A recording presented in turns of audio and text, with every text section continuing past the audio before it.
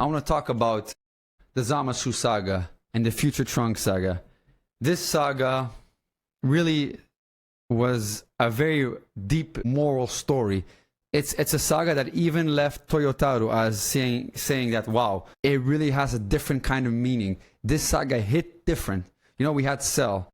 It was a creepy saga. We had Frieza. It was an emotional saga. We had Boo, which a lot had happened because you had multiple evils there.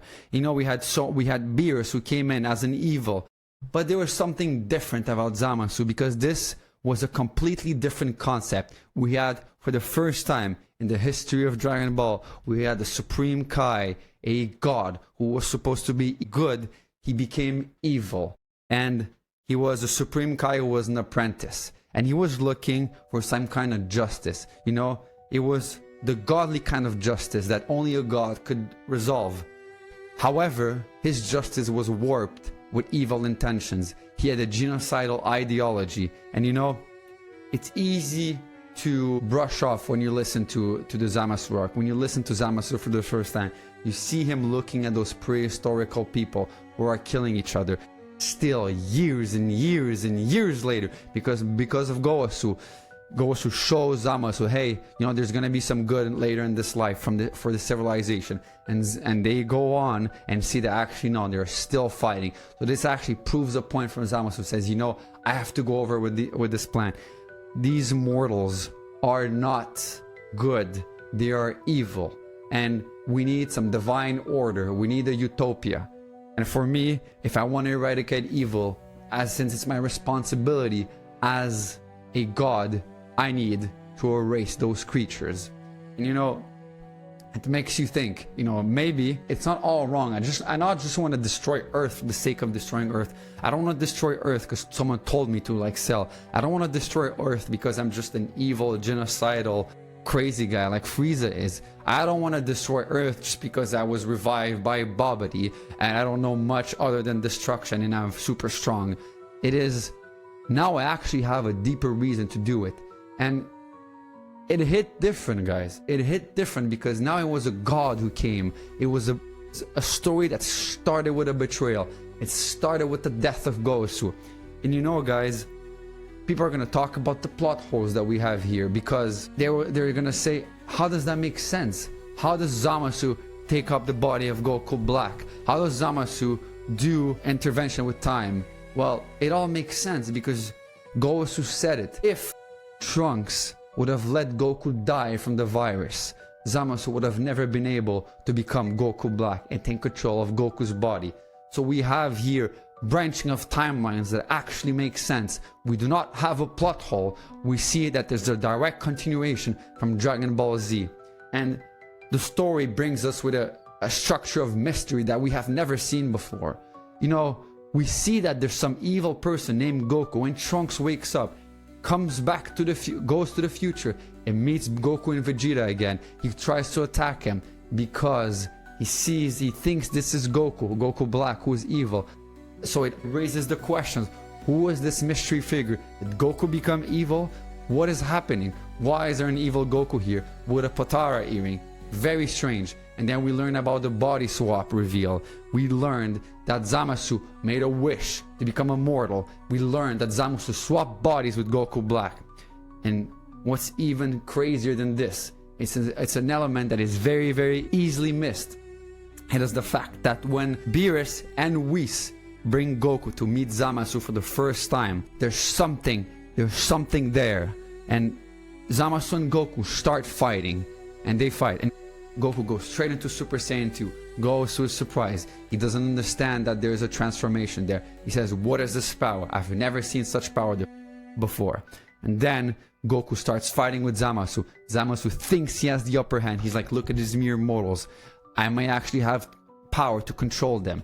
And he goes and tries to prove his own point by saying, look at these weaklings, I will destroy them all. And then he comes full circle.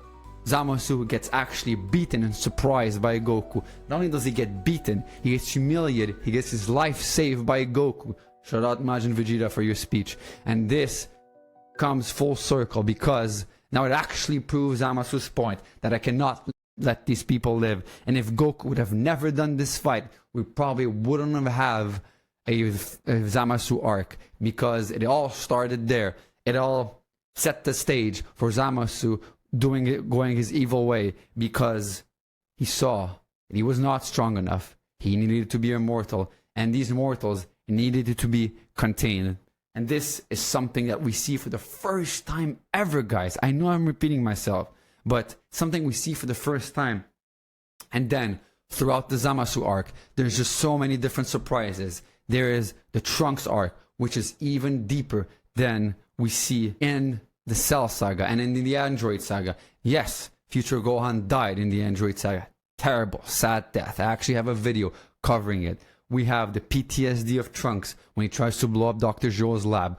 We have all of the PTSD that resurfaces back when he comes out of the time chamber, when Vegeta lets Cell absorb Android 18. He says, I'm not gonna let you do this. I've lived through those evils and I'm not gonna let you do this again. But this time in Super, we have something called the Survivor's Guilt, and it brings us Super Saiyan Rage, and Trunks finally gets to redeem his past failures. He gets to have the final word. He gets to kill the unkillable. He gets to kill the god, and he gets to be responsible of his own life, which is something that was never given to him in Z.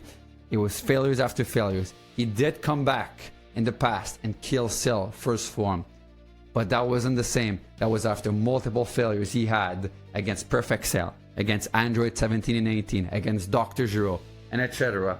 And Dragon Ball Super, we have the Spirit, the Hope Sword. It's like a spirit bomb that was channeled by the survivors on Earth, and it was Trunks who said, I am the one who needs to defeat this evil. I may have asked for the help of Goku and Vegeta. They helped me in a different way, but they didn't help me defeat him. I was the one who needed to defeat him, so I don't have to come back to them again.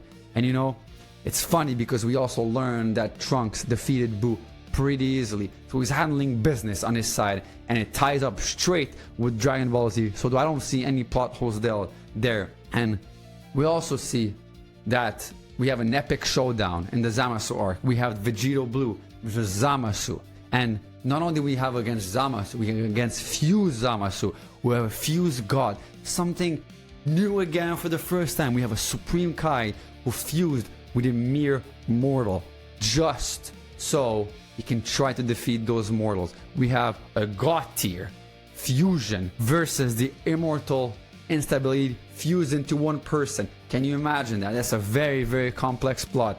And then we see that Vegito is back, finally, cocky, arrogant, and he gets Vegito Blue. And you know, guys, what's crazy is that in Dragon Ball Super, again, it offers us the fact that Vegito Blue is not overpowered, is not a band-aid that fixes everything. Oh, I can't defeat this evil, let me put the Spotara rings and get swollen up after that so I can come out. No. We learned that the Potara fusion actually has a limitation. He actually has a time and power limit. Vegito Blue was way too strong. He was completely destroying Fused Zamasu.